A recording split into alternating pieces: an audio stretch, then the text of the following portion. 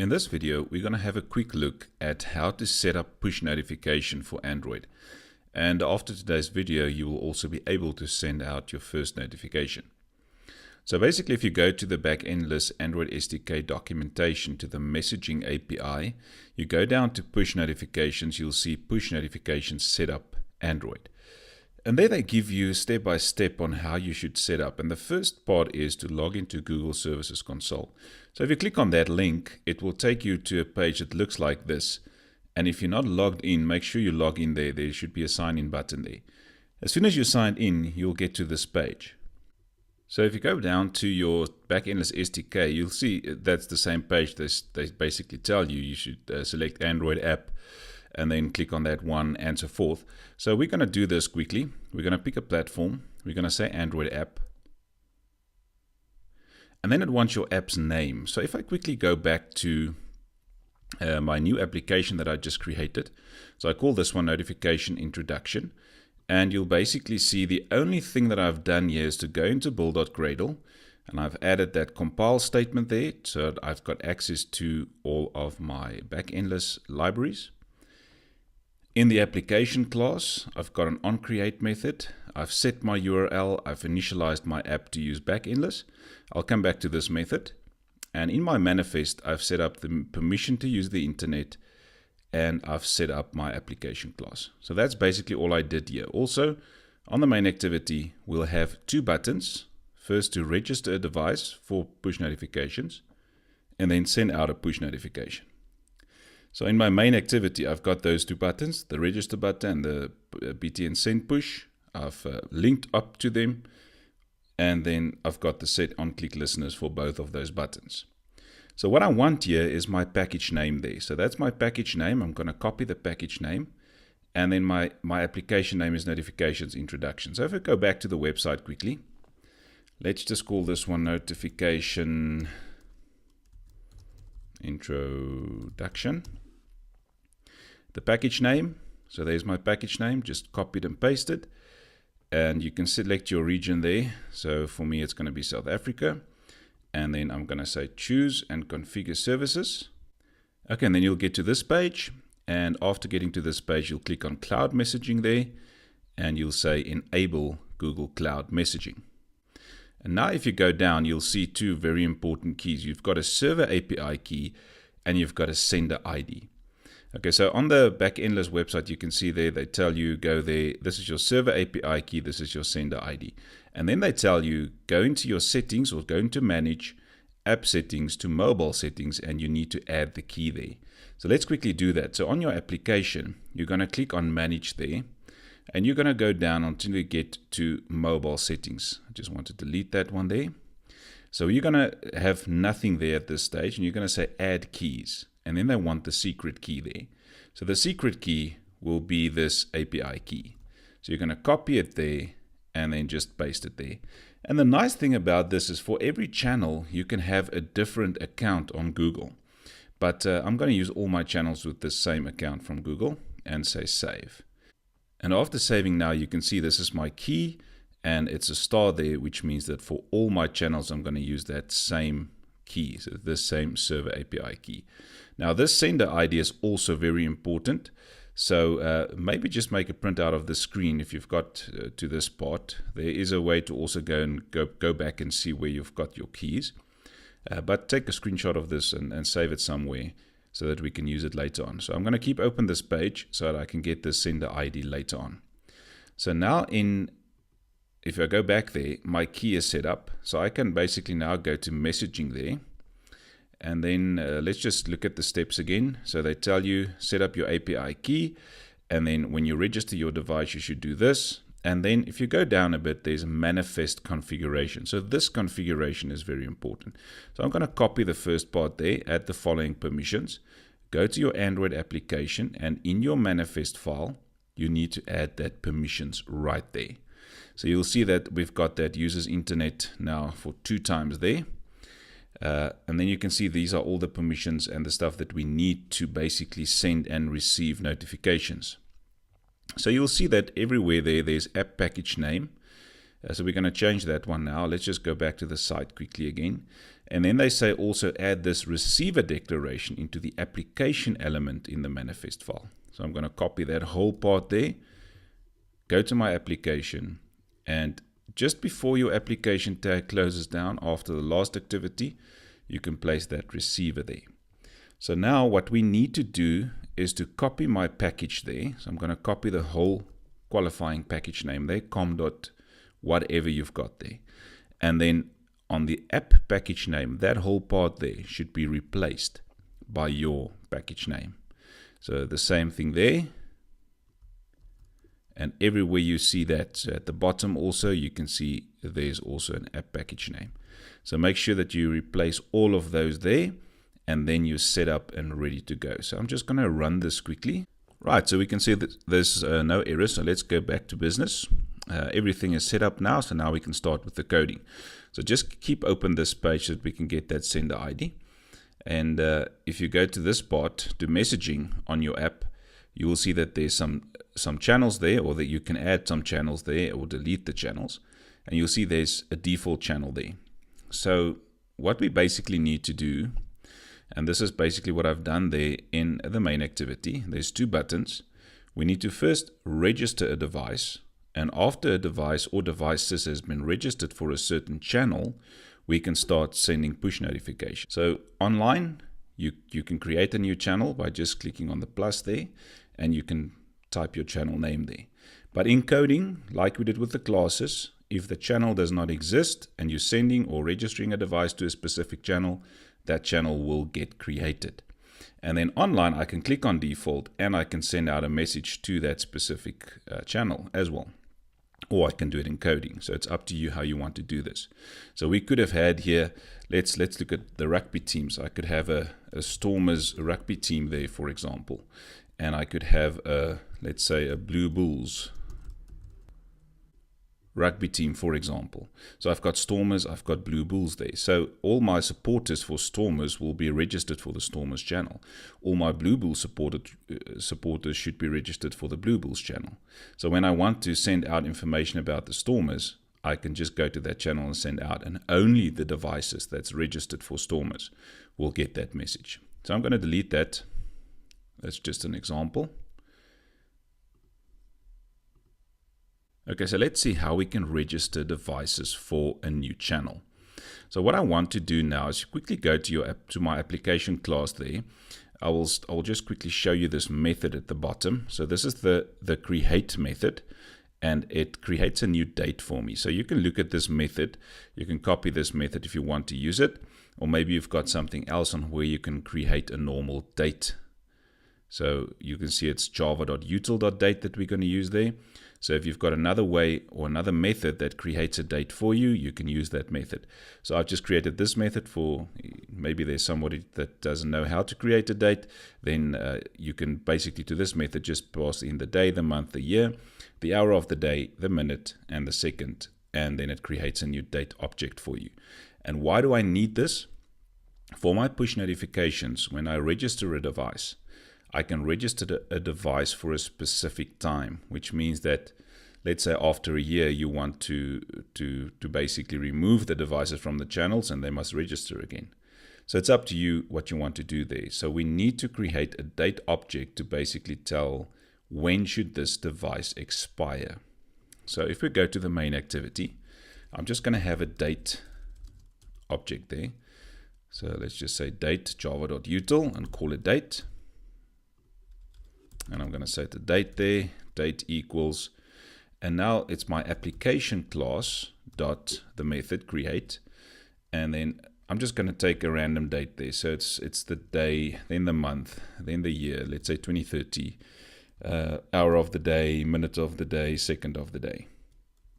Okay, so I've created the new date object. So the date object is created. Now we can start registering devices. Okay, so how do you register a new device? So it depends on how many channels you want to register this device on.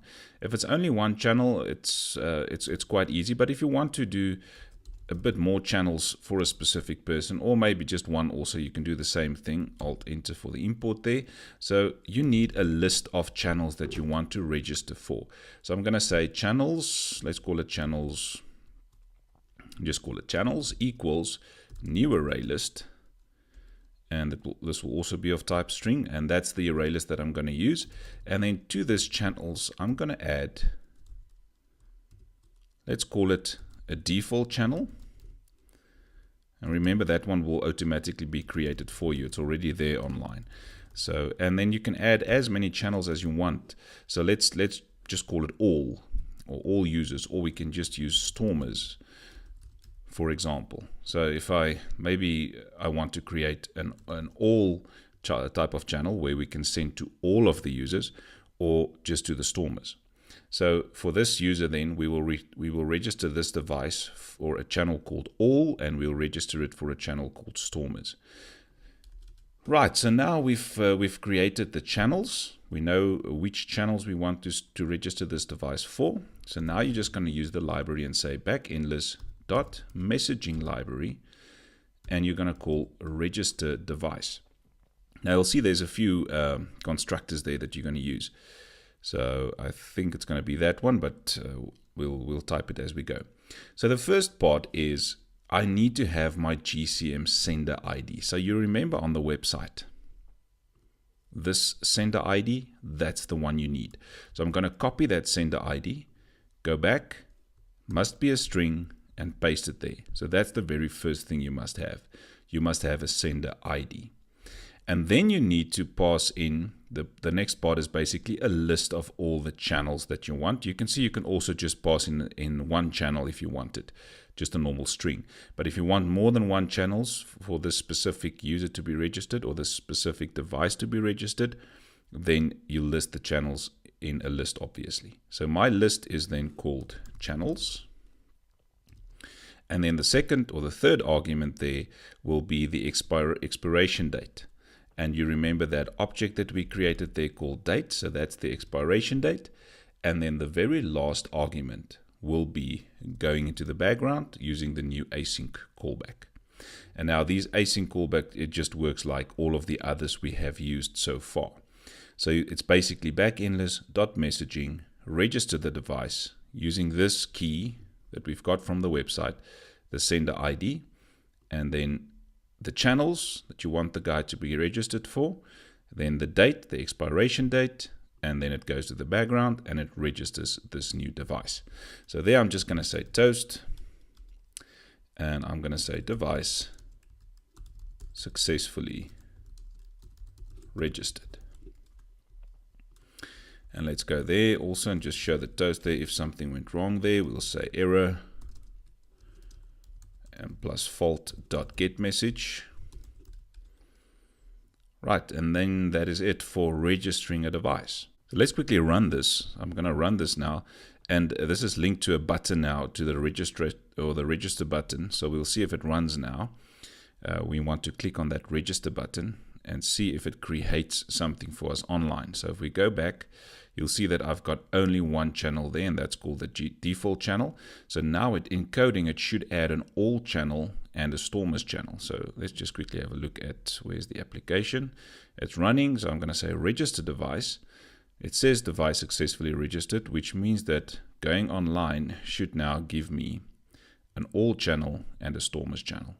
Now on default, if I click on devices there, you can see there's no devices. But if I click on all, you can see there's a new device that's been registered now, and look at the expiration date there, exactly the date and time that I've indicated on that object. So now this device, you can see that this device is now registered for this specific channel. So now in coding, if we want to send out a notification to a specific channel, the first thing that you'll need to do is to set up a message. So I'm going to set up a message there, and we'll just say something like new product on the market. Or for this, let's say for the rugby example, we could do something else. Let's say a try for the Stormers. Try for the Stormers. The score is, let's say, 5-0.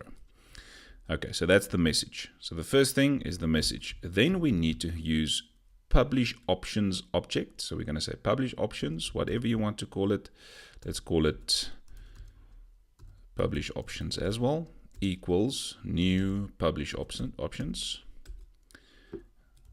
And then there's three things that we need to basically say for this publish options, so or to set. And the first one is the header. So I'm going to say put header, and you can see there's a header key and then a header value.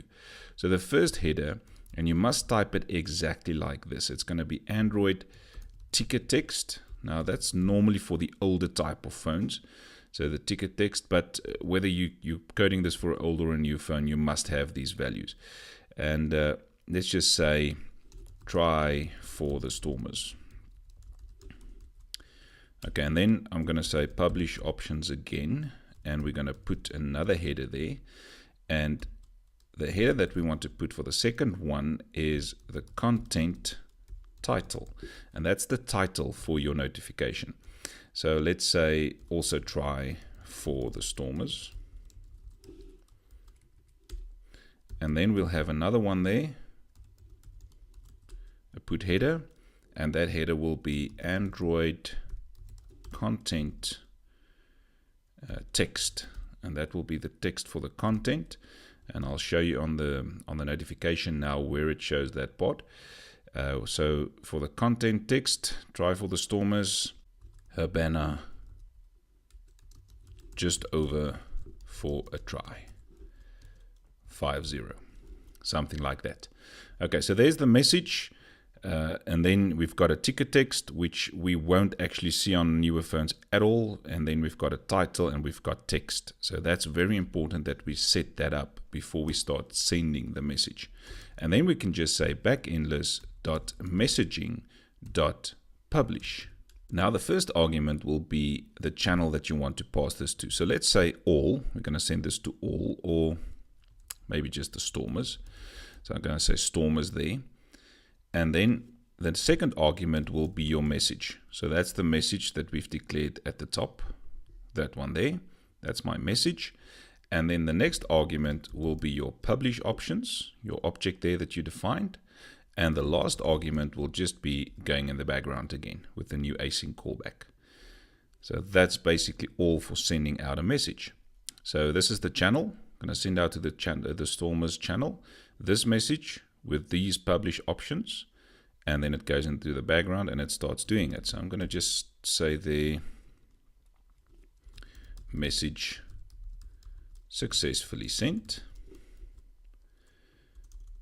and the same, I'm going to say toast error fault.get message. Okay, so let's see if this one runs now. So I'm going to run this quickly.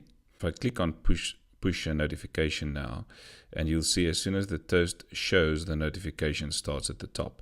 And you can see there it's try for the Stormers. A banner just went over for the try, 50. So I'm going to quickly just bring up the message, how we sent it. And you can see there on the device itself, try for the Stormers. That would be my title, try for the Stormers. A banner just went over for the try. That is my content text. Now you can see there that we don't have anything in that message that actually gives us what we set the message of. And the message will be a try for the Stormers. The score is this.